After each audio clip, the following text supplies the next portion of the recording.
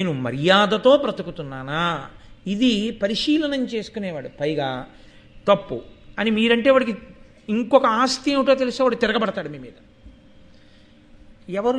ఎవరిని శాసించగలరు? అందుకే ధర్మం ధర్మం ధర్మం ధర్మం అలా బోధ చేస్తూనే ఉన్న ఈ శాస్త్రాలు.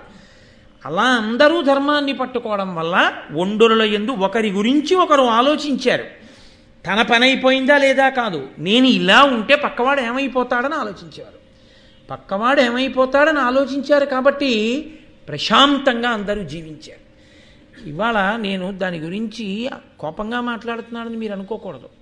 సెల్ ఫోను ఆఫ్టర్ ఆల్ ఒక వస్తువు అండి, దానికి ఏం ప్రాణం లేదు. అది దాని తప్పు కాదు.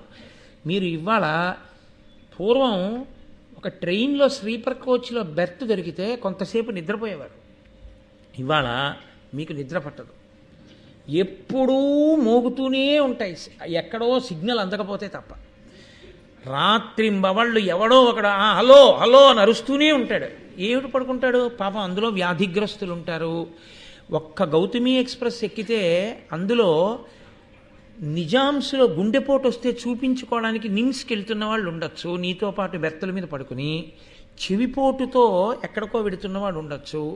పగలంతా అలిసిపోయి లేకపోతే ఏదో చాలా బాధాకరమైన వాతావరణంలో ఉండి వెడుతున్నవాడు ఉండొచ్చు.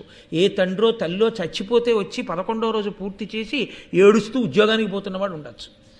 వాడు ఆ బడలికతో కాసేపు నిద్రపోతే వాడు తెల్లవారి ప్రశాంతంగా ఉంటాడు. ఏమి 9ంటికి నువ్వు ఎందుకు సెల్ ఆఫ్ చేయవు పడుకునేటప్పుడు? రాత్రల్లా ఎందుకు నీకు సెల్ ఆన్ చేసి ఉండడం? అప్పుడు ఎందుకు నీకు ఆ పిచ్చి పాటలు? అప్పుడు రాత్రి పాటలు వినడం ఏంటంటే రాక్షసులు ప్రవర్తించినట్టు.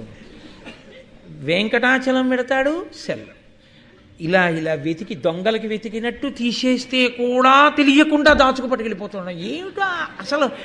అది సెల్ ఫోన్ తప్ప మనుషులు తప్ప?